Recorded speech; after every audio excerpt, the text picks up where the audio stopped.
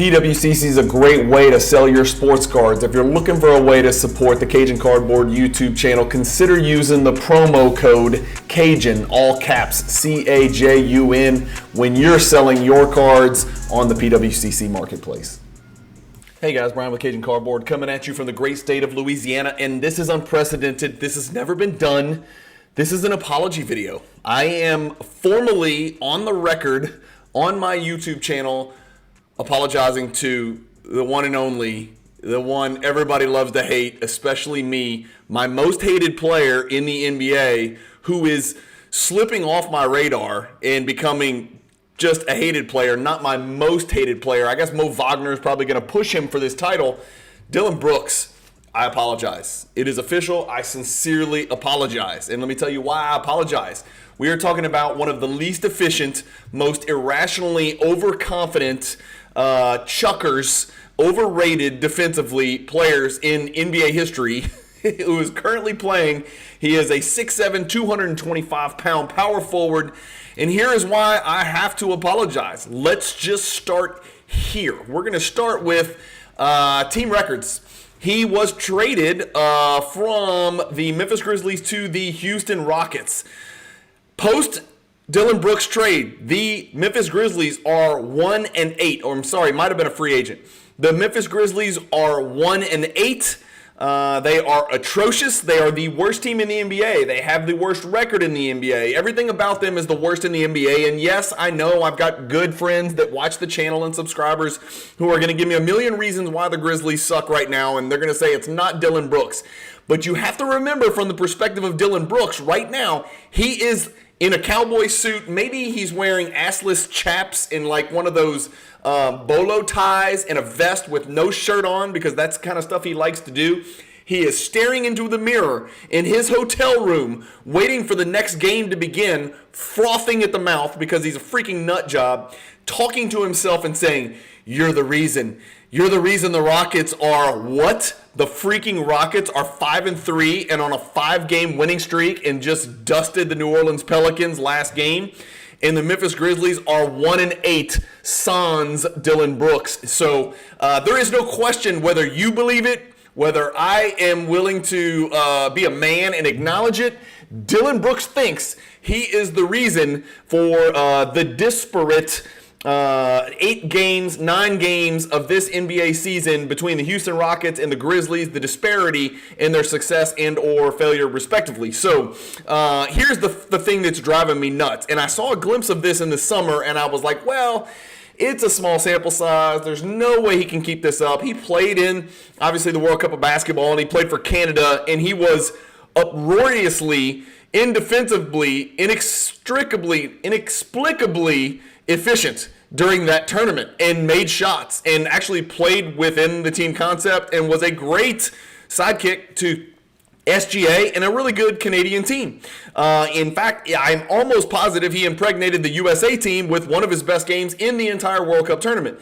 And so here's what I'm going to do. I'm going to pull up his so we've got the team issue, right? Grizzlies suck, Rockets good, Brooks off Grizzlies, Brooks on Rockets. Fine. Okay. And again, let's keep in mind, every player on the Rockets got better, but I'm not going to rationalize this. Dillon Brooks is staring in the mirror in his little weird outfit, talking to himself, right?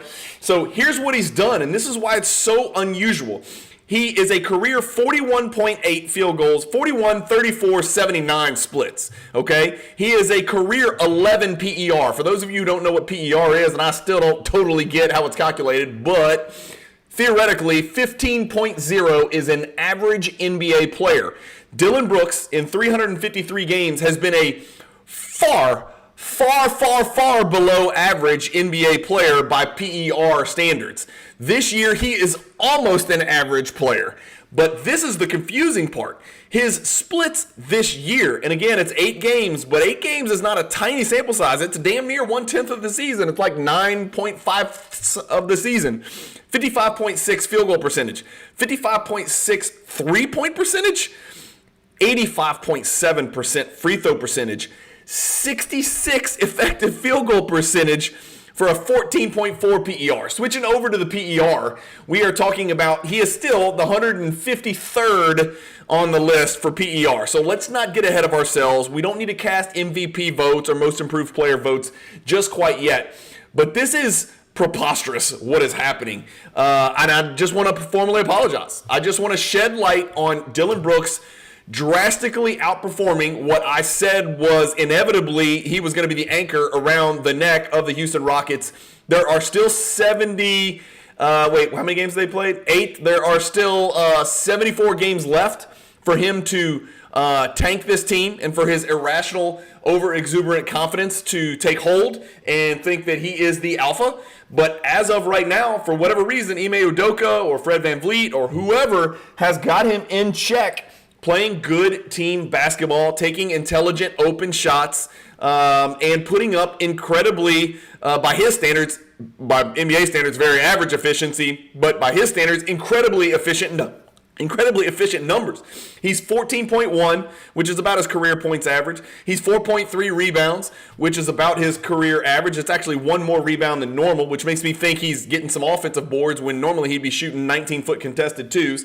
He's averaging his exact career assist numbers, and he will always guard the best player on the other team. That's never going to change, and God knows the Rockets need it because Jabari's not a good defender. Şengün's a terrible defender. Fred VanVleet is old and fat. Jalen Green has no interest in defending anywhere ever, and Tari Easton's probably the best defender on that team, but Dillon Brooks is going to get that tag. So this is just an apology to Dillon Brooks, not to mention the fact that Dillon Brooks is 78th, I think. Let me see, what was it? Something like that, 78th in fantasy basketball, overall 8-category roto. So by anybody's metrics, by anybody's measurements, by anybody's standards, by anybody's expectations who knows anything about basketball, specifically who knows about Dillon Brooks, he has overachieved. I have now given 7 minutes of my time on a Saturday to apologize to Dillon Brooks. I want to say it one more time to be very formal about it. When I'm right, I usually tell you. When I'm wrong, I usually tell you.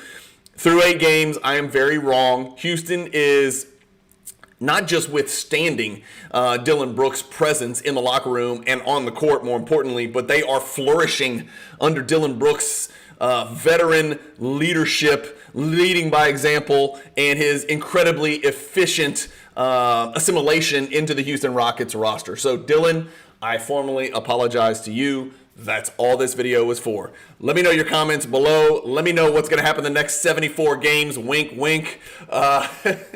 So thank you guys for watching. Keep collecting. Stay positive in the hobby. And peace.